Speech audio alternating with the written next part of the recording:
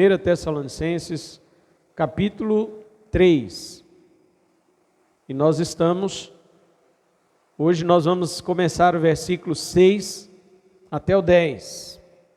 Diz assim: agora, porém, com o regresso de Timóteo, vindo do vosso meio, trazendo-nos boas notícias da vossa fé e do vosso amor, e ainda de que sempre guardais grata lembrança de nós, desejando muito ver-nos, como, aliás, nós também a vós outros, sim, irmãos, por isso fomos consolados acerca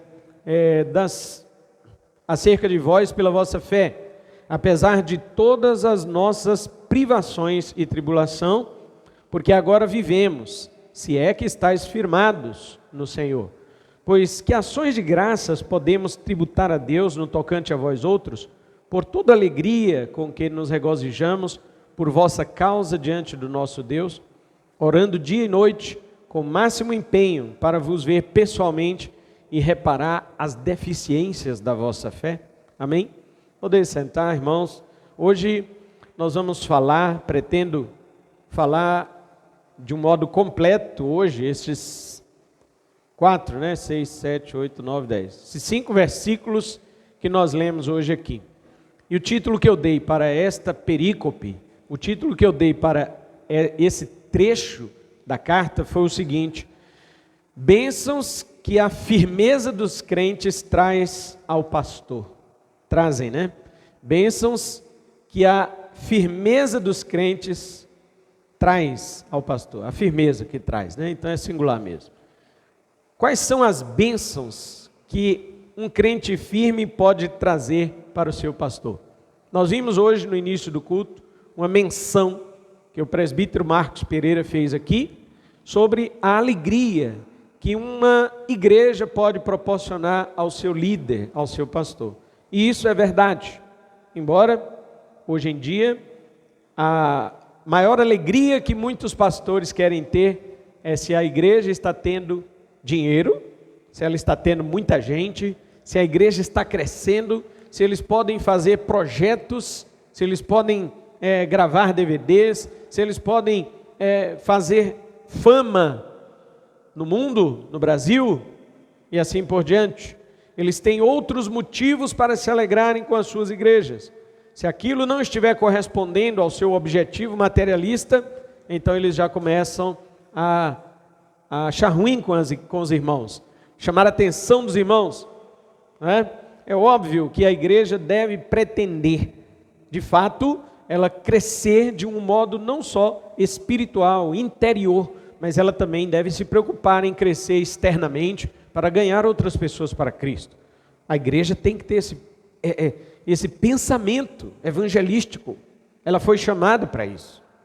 Mas se eu torno este pensamento exterior como uma base ou um trampolim para o meu sucesso pessoal, para o meu reconhecimento diante da sociedade, eu estou prostituindo a noiva de Cristo.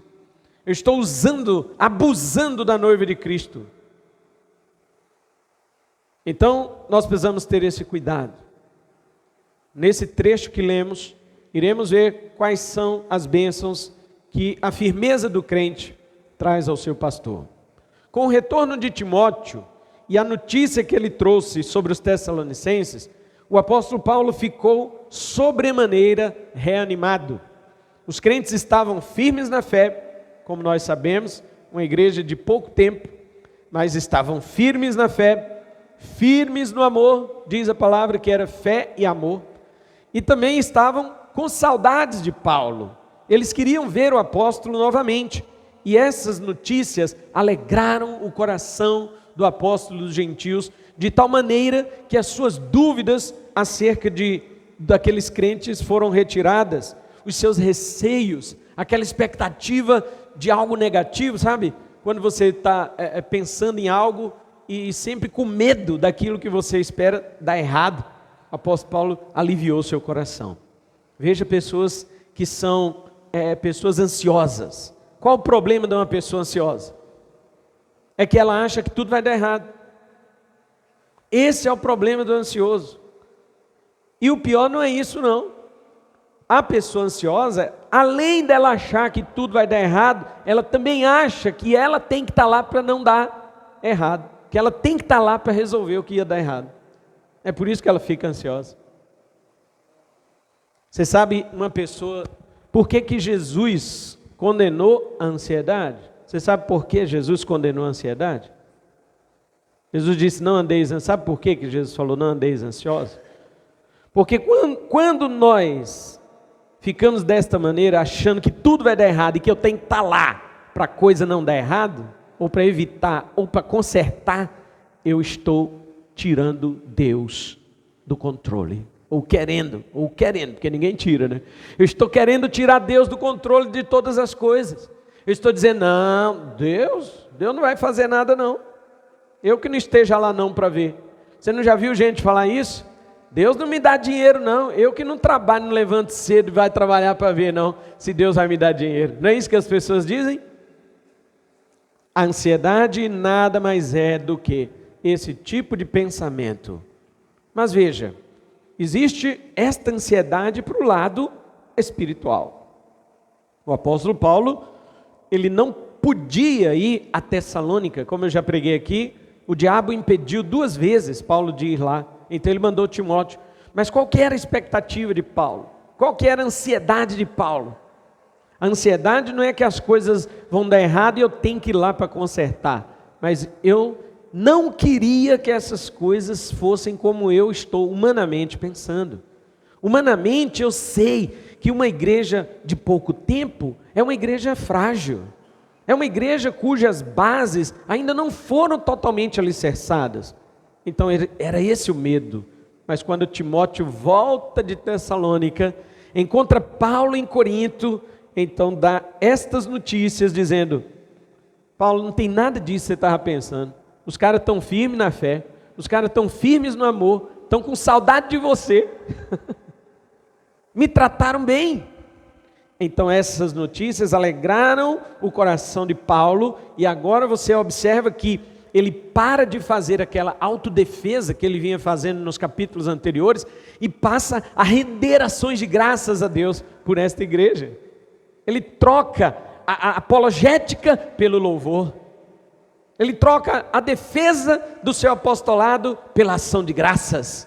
Por quê? Porque a notícia de uma igreja firme alegrou e tranquilizou o coração do nosso apóstolo. Nos últimos dias, o foco central da alegria de muitos pastores tem mudado para o desempenho materialista de suas igrejas. Quase não se vê mais homens de Deus que se alegram pelo simples fato de as ovelhas estarem firmes na fé.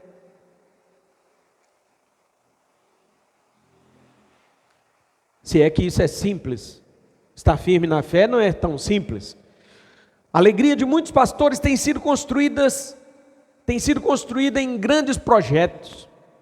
Eu sei aqui em Vilhena, pessoas que congregaram em certas igrejas, que me disseram que o pastor tomava os 45 minutos do tempo de pregação que ele tinha para ficar mostrando slide do novo templo, da grande construção que nós vamos fazer.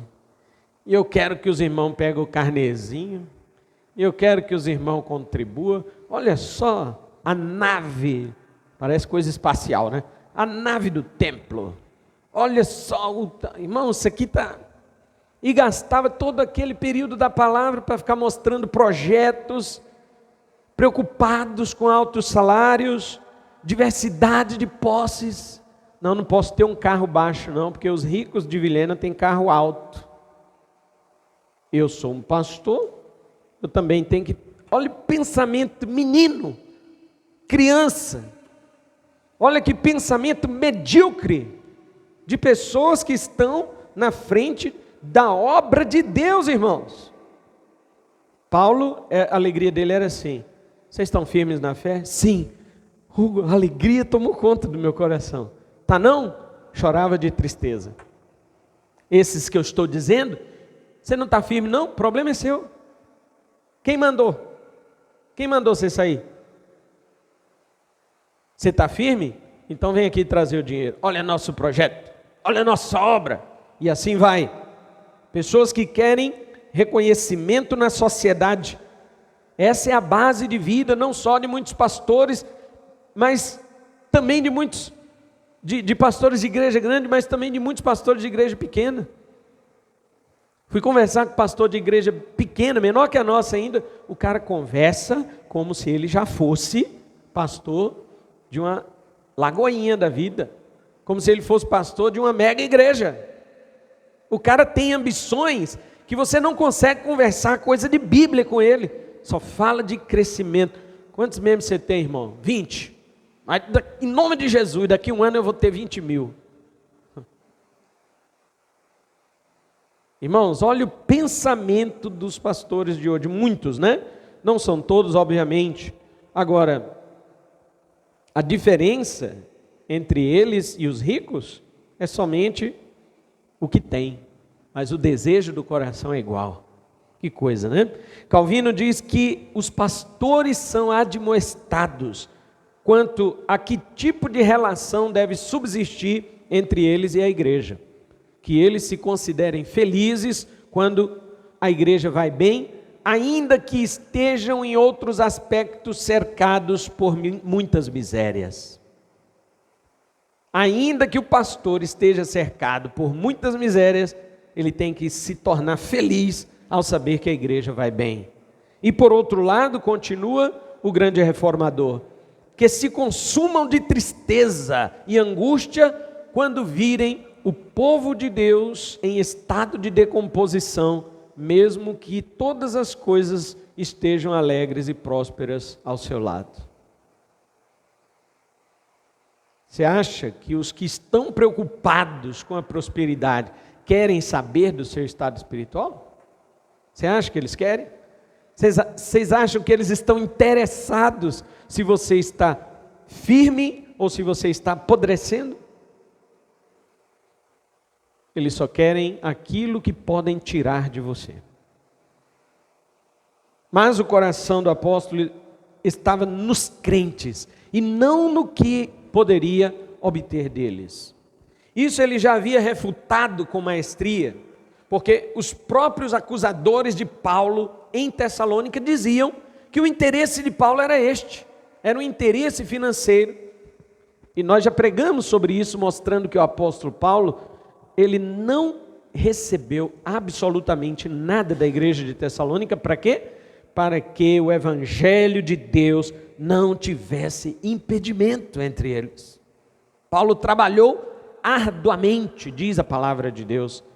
Ele não quis receber nada daquela igreja, justamente porque sabia que viriam acusadores posteriormente para tentar queimar, destruir sua reputação e também para tentar desviar os tessalonicenses da fé. Então Paulo se defendeu nos capítulos anteriores. O coração de Paulo estava angustiado porque ele pensou que o inimigo, o mesmo diabo que o havia impedido de ir lá 2 vezes, pudesse obter alguma vantagem sobre os tessalonicenses. Mas com a notícia de Timóteo, ele recebe 3 bênçãos. E nós vamos ver essas 3 bênçãos. Primeiro, a bênção do consolo. Está aí no versículo 6 e 7, voltemos a ler.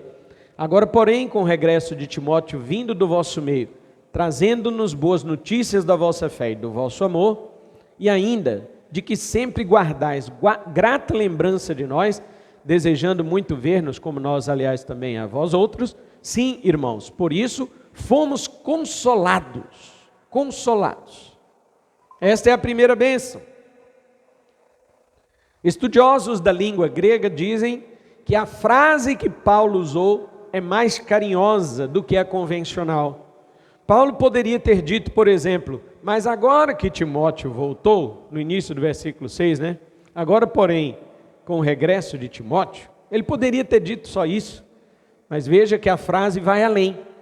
Ele diz, agora que Timóteo voltou, vindo do vosso meio para nós. No grego está assim, vindo, porém, Timóteo para nós de vós, como se ele dissesse o seguinte: Timóteo foi o nosso representante perante vocês, agora ele se tornou o representante de vocês perante nós, revelando a nós o próprio coração de vocês. conforme diz William Hendrickson. E de fato Timóteo fez essa representação muito bem feita para ambas as partes. Sobre as notícias, Paulo usa a palavra evangelho. Volte no verso 6.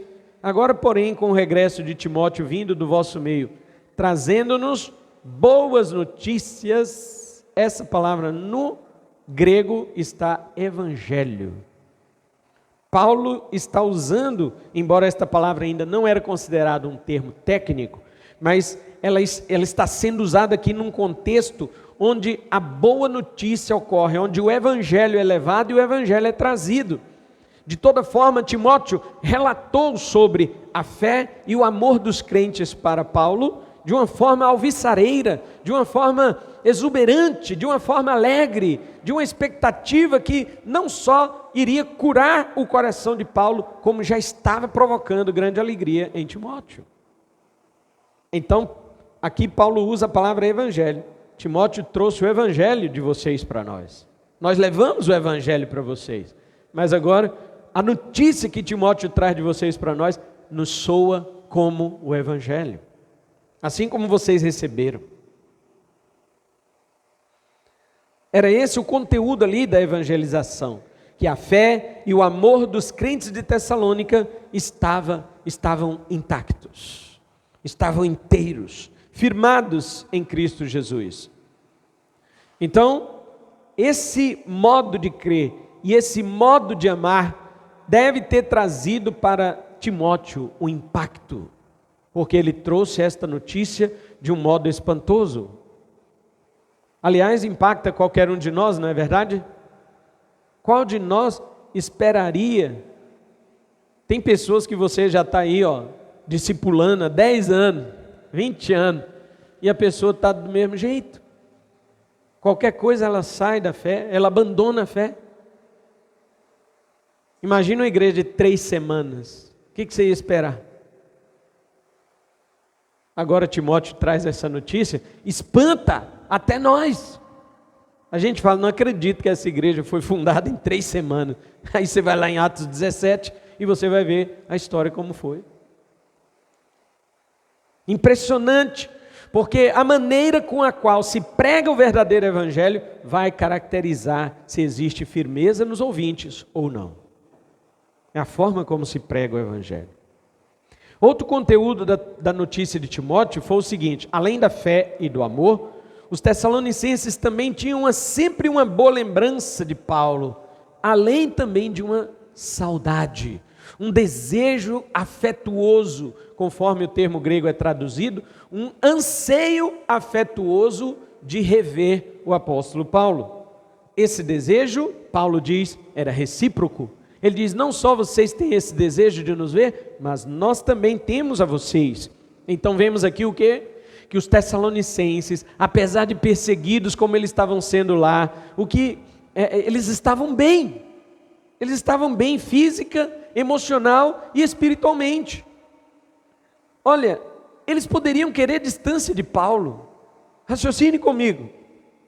Os tessalonicenses estavam de boa em Tessalônica, até que chegam 3 missionários lá, Paulo, Silas e Timóteo.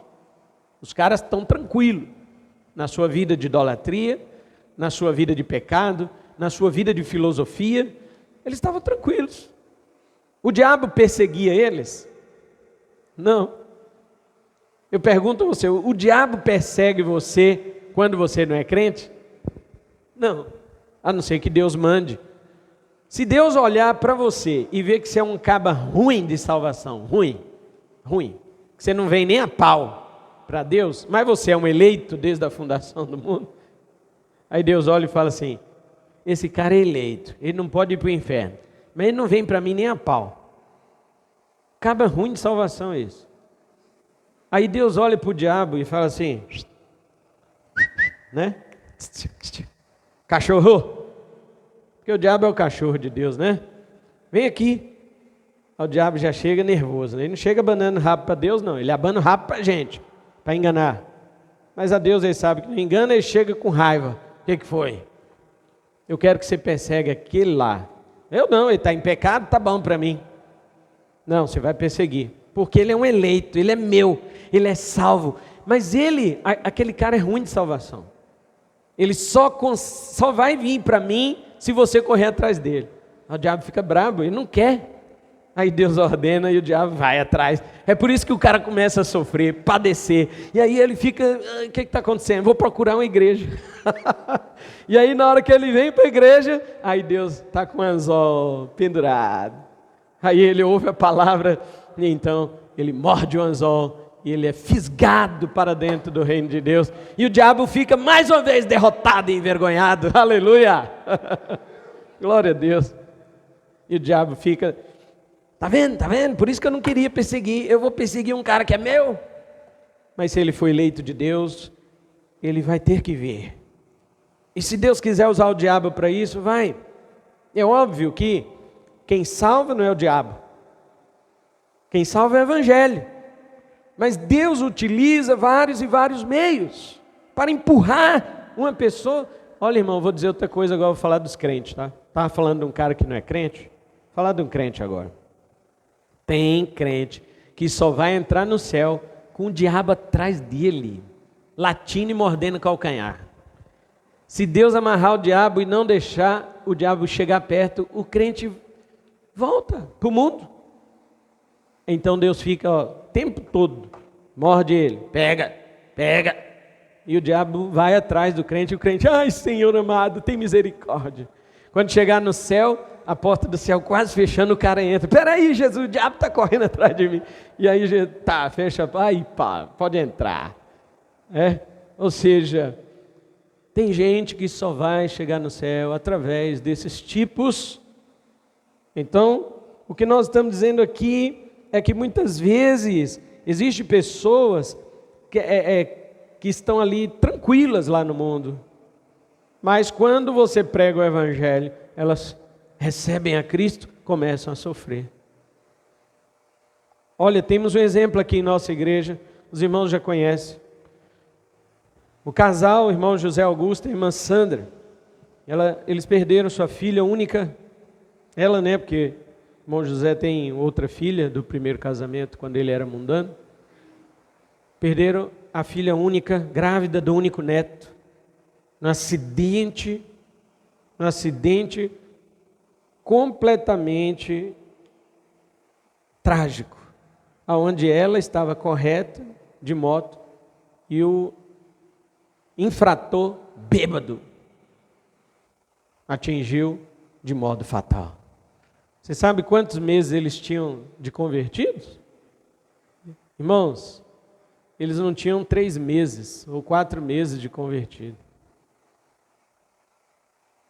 Eu, como pastor deles, eu fui para casa arrasado e falei com Deus, Senhor, não vão ficar, vão se desviar. Eu falei com Deus, eles vão se desviar. Tem gente se desviando por muito menos, e crente antigo. Agora imagina eles, novos convertidos. Então eu fiz um propósito, eu vou visitá-los uma vez por semana durante um ano. Uma vez por semana durante um ano, estarei com eles. E ali estive.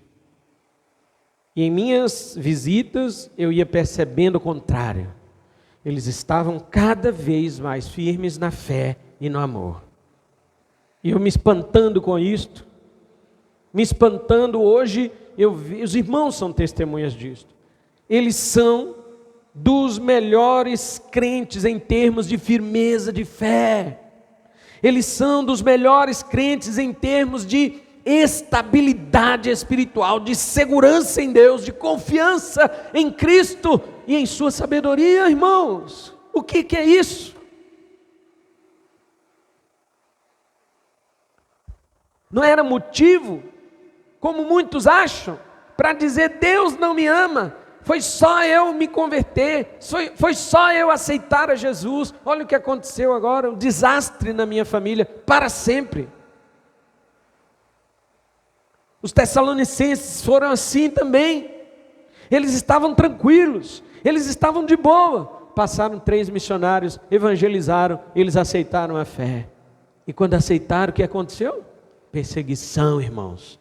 Perseguição dos próprios tessalonicenses, que eram seus conterrâneos, seus companheiros, seus ex-amigos, porque agora eles estavam diante de Deus, diante da mensagem do Evangelho, da mensagem que tira toda e qualquer máscara que há no ser humano. Então eles passaram a ser perseguidos. Eles podiam querer distância de Paulo. Eles podiam dizer, ainda bem que esse homem foi embora, ainda bem que ele não consegue voltar aqui para a nossa cidade, porque estávamos tranquilos antes de crer em Cristo. Mas não. Werner de Boer, ele comenta o seguinte, que apesar das agruras, eles recordam dos mensageiros de Deus com gratidão e amor, ansiando por um reencontro. Aleluias. Você acha o quê? Que isto é só alegria no coração de Paulo? Não, havia alegria no coração deles também. Eles também entenderam que sofrer por Cristo é privilégio. Eles entenderam que sofrer por Cristo era uma honra. Não era motivo de humilhação, não, Senhor. Era honra. Então, quando Paulo recebe essa notícia, a fé dos tessalonicenses, o amor dos tessalonicenses, conforta, consola e encoraja o coração daquele apóstolo. Que bênção! Encontre um pastor desanimado. Encontre. Não é difícil, não. Encontre um pastor desanimado e pergunte a ele por quê. Alguns, como eu tenho dentro do meu círculo de amizade, já disseram, eu pastoreei 14 anos por uma igreja que não queria nada com Deus.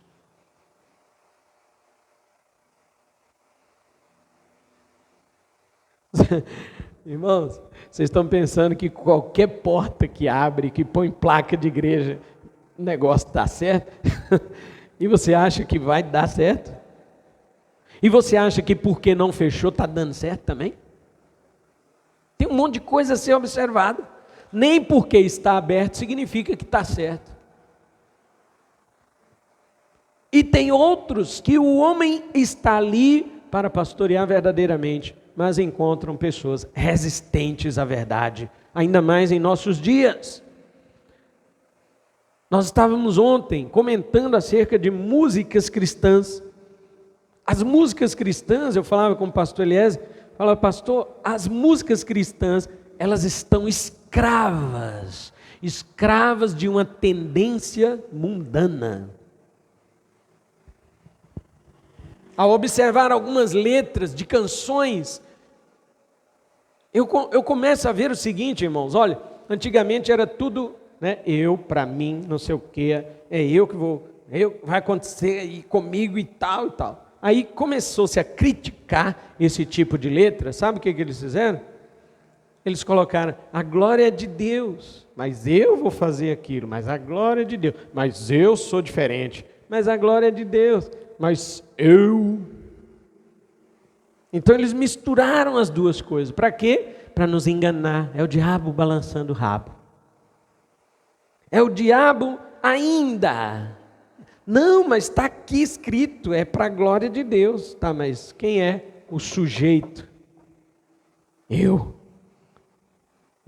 O egoísmo, ego-latria. A idolatria do ego não deixa a glória ser só de Deus.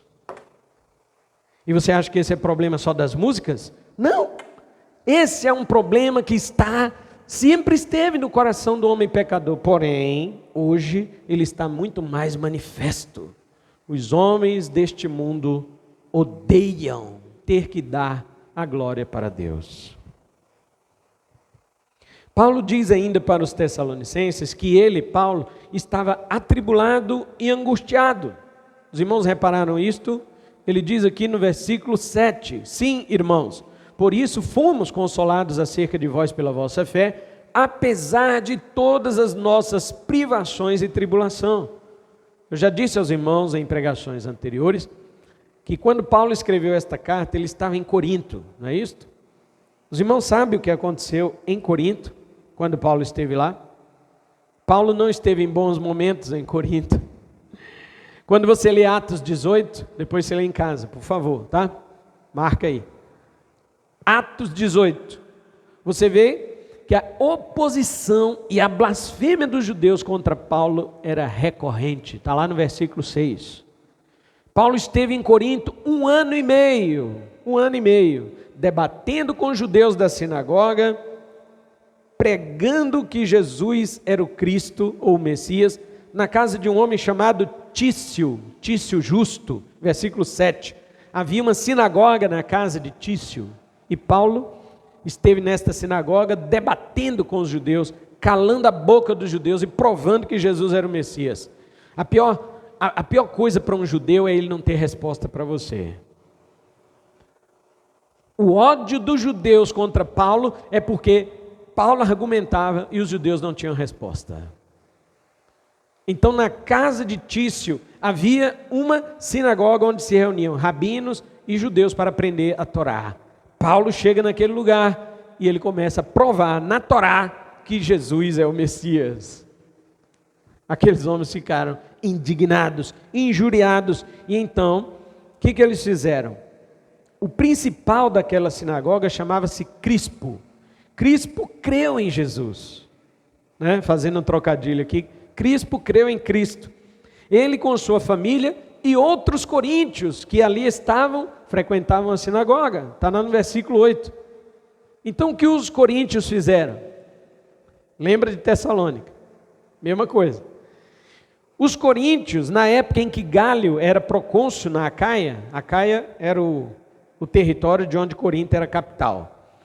Quando Gálio era o procônsul naquela época em Acaia, os judeus pegaram Paulo, levaram diante de Gálio, igual fizeram em Tessalônica, pegaram, não Paulo, porque ele não estava lá mais, né, os irmãos, mas sim aquele Jason, o irmão Jason, e levaram ele perante os politarcas. Aqui, os coríntios pegam o apóstolo Paulo, levam diante do procônsul chamado Gálio, e começam a acusar Paulo, dizendo que ele quebrava a lei de Moisés. Está lá nos versículos 12 e 13. Mas Gálio, como ele era um procônsul romano, ele não estava nem aí para a lei judaica, e expulsou todo mundo da sinagoga, do tribunal dele. Ele falou: sai do meu tribunal, bando de judeu bagunceiro, alvoroceiro, vocês só sabem fazer bagunça, sai daqui que eu nem conheço a lei de Moisés, nem sei quem é Moisés, some daqui. E aí expulsaram Paulo e aqueles judeus que levaram para lá. Está lá no versículos 14 ao 16. E quando os judeus viram o seu plano falido e não puderam pegar Paulo, o que eles fizeram? Eles agarraram Sóstenes. Vamos lá em 1 Coríntios? Volta aí algumas páginas. Volta algumas páginas. 1 Coríntios, capítulo 1, versículo 1. Olha só o que está escrito aqui.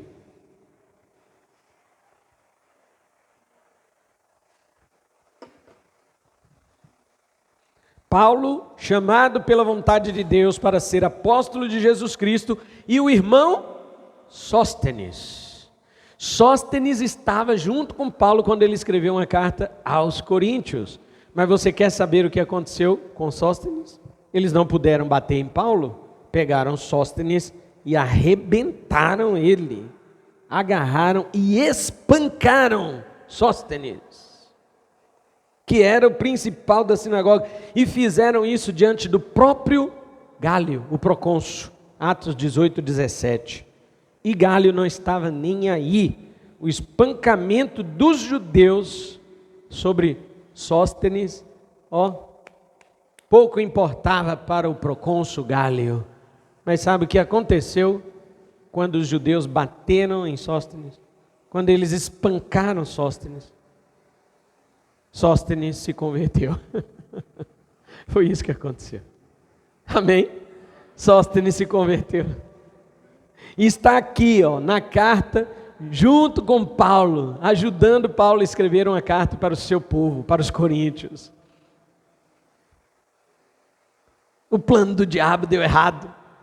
Sóstenes poderia dizer o seguinte: eu não vou nem querer saber desse baixinho mais não. Todo lugar que esse cara vai é confusão, é pancadaria. E agora sobrou para mim? Eu não tinha nada a ver com isso. E apanhei. Nunca mais eu acompanho esse tal de Paulo. Não foi por isso que Marcos o havia abandonado? O evangelista João Marcos abandonou Paulo na sua viagem missionária, na primeira viagem. Chegou na Panfilha, ele falou: eu vou voltar para trás. Falou igual mineiro: vou voltar para trás. É ruim? Esse homem apanha em tudo quanto é cidade, rapaz. Navio que ele pega afunda, cidade que ele chega ele apanha. Esse homem, ele é campeão de sofrer as maldades dos outros. Não vou mais não. E Marcos, o evangelista Marcos mesmo, que escreveu Marcos, abandonou o apóstolo Paulo na sua viagem. Outro que abandonou Paulo, está lá em 2 Timóteo 4,10, um homem chamado Demas. E Paulo disse por quê? Paulo disse: Demas amou o presente século e me abandonou. O que valia mais para Demas? Qual o valor maior que tinha para Demas? Sofrer junto com Paulo ou ir ao shopping? Para Demas foi o shopping tinha mais valor. Irmãos, é impressionante, porque hoje nós não sofremos nenhuma unha do pezinho, do dedinho do apóstolo Paulo, e já tem crente que abandona. Agora imagina você fazer uma viagem missionária junto com o apóstolo Paulo. Mas ali, o plano do diabo deu errado várias vezes. Sóstenes se converteu, os tessalonicenses não se desviaram. Paulo estava triste, mas a notícia de Timóteo alegrou o coração dele. E então, eu faço essa pergunta hoje. Para encerrarmos, eu só vou falar desse primeiro tópico, que é o consolo. Eu te pergunto, irmão, irmã, será que a sua fé tem sido firme a ponto de você trazer esse consolo para o seu pastor? Esse encorajamento para o seu pastor? Será que o pastor pode viajar tranquilo e dizer para, lá em Belo Horizonte, os irmãos lá estão firmes. Lá é, rapaz, é igual palanque no, não, banhado não, gente, pelo amor de Deus. Onde é que o palanque fica firme mesmo? No cimento, né? É igual coluna no cimento, meu amigo. Aquele povo lá, se Jesus não arrancar eles para o céu, nem na volta de Cristo eles sobem, de tão firme que eles são. Quando Jesus voltar, Jesus vai ter que arrancar eles com tudo para levar. O povo pesado, firme, nunca vi um povo firme desse. É assim que nós somos. É isso que traz alegria ao coração daqueles que lideram você. Mesmo que você não tenha sofrido nada, mesmo que perseguições não tenham nos acontecido como aconteceram naquela época, ainda assim, muitas vezes, a nossa fé tem sido motivo de desânimo ou de consolo. Oh, como eu fiquei compadecido quando ouvi alguns pastores, lá mesmo em BH, dizendo: nossos crentes não são firmes. Que tristeza. Quantos anos? Tem muitos que passam anos e você vai conversar, é a mesma coisa, o mesmo assunto, o mesmo problema, o mesmo pecado. Por quê, meus irmãos? Você é aquele crente que qualquer que olhar para você, sinta-se desafiado a continuar, porque vê você perseverante, ou você é daquele que alguém olha e só de olhar você está caindo? Igual comida, né? Comida gostosa, quando você está levando na boca, o outro olha lá, cai. Ele falou. Tem crente que é igual comida boa, só de olhar ele cai. Mas e aí? A postura de um cristão firme na fé e no amor consola, conforta e encoraja o seu pastor. E eu digo para os irmãos, eu não sou nenhum Paulo com vocês, nunca serei. Quem teve o privilégio de ter um apóstolo Paulo sobre a vida deles, foi esses irmãos aqui, da igreja primitiva. Mas eu tenho uma coisa, eu posso repetir uma fala do apóstolo João: não tenho maior alegria do que esta, de ver que meus filhos andam na verdade. Essa é a minha maior alegria.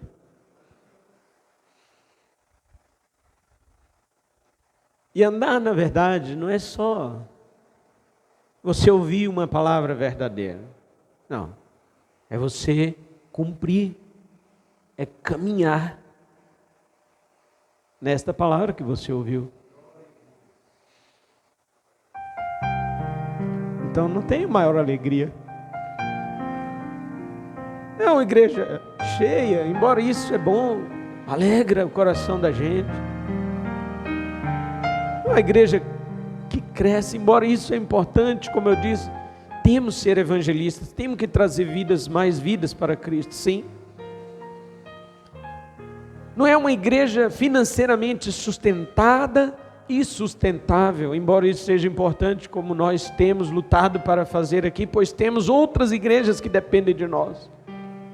Mas a verdadeira alegria é esta, o verdadeiro consolo, conforto, é de olhar para os crentes e saber que cada um deles está firme na fé e no amor.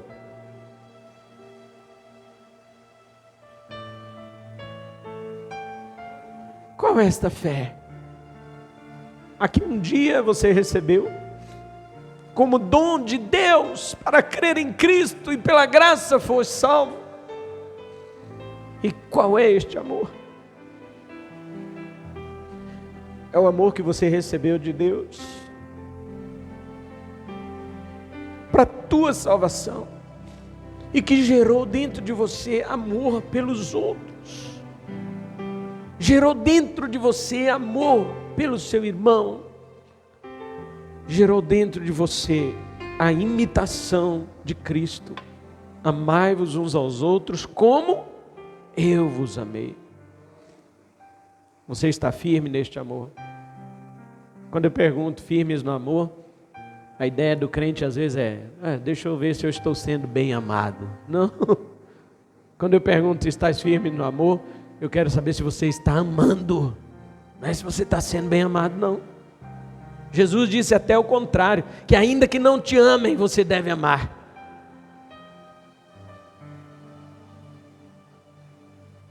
Se é essa a tua fé, se é este o teu amor, então eu me declaro hoje um pastor consolado, um pastor confortado, confiante, encorajado, por saber que isto foi um presente da graça de Deus que vocês receberam por meio da palavra que é pregada. É isto mesmo que você é? Vamos nos colocar em pé e vamos orar ao nosso Senhor.